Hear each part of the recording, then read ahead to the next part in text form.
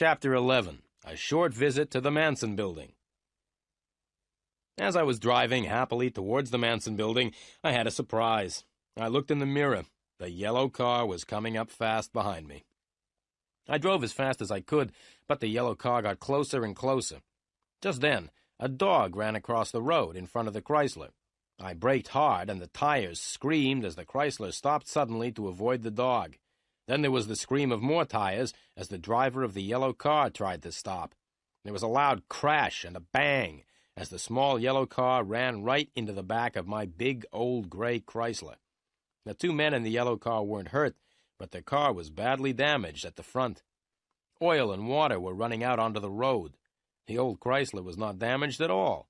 I got out and walked back to the yellow car. "You ought to be more careful," I said to the driver. "You were driving very dangerously. It's lucky for you that my car isn't badly damaged."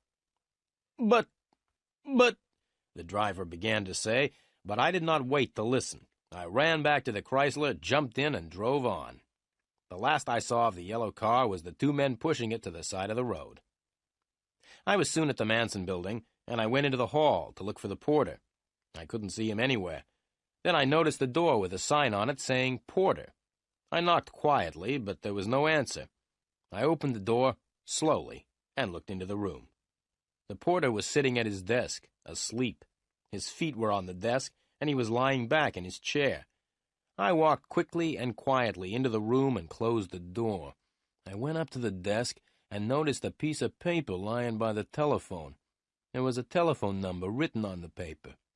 323-0313. Las Cabanas, I said to myself. That's the telephone number of the nightclub. Without waking the porter, I left the room. I had found out what I wanted to know. The two men who had hit me on the head had probably come from Las Cabanas. The porter must have telephoned them when I went up to Elaine Garfield's flat. I was now very interested in Las Cabanas. Elaine Garfield used to go dancing there with Susie. Benny Greep worked there before he was killed. Helen Garfield wanted to meet me there at 11:30, and now the porter and the two men who had hit me on the head were connected with Las Cabanas. I went home, washed, changed, and had a meal. At 11 o'clock, I went out again. I was going to Las Cabanas. There were lots of cars parked outside, and I had to leave the Chrysler quite a long way away from the nightclub. As I walked up to the entrance of Las Cabanas, it started to rain heavily. I knocked on the door, and the little window in the door opened. A face looked at me for a minute. Then the door opened, and I went in. The club no longer looked empty and dirty. Soft lights and sweet music had changed the appearance of the club completely. I stood and looked around. There was a small dance floor on which a few people were dancing. The band was small and not very good. There was a new drummer instead of Benny Greep. Around the dance floor, several groups of people were sitting round low tables.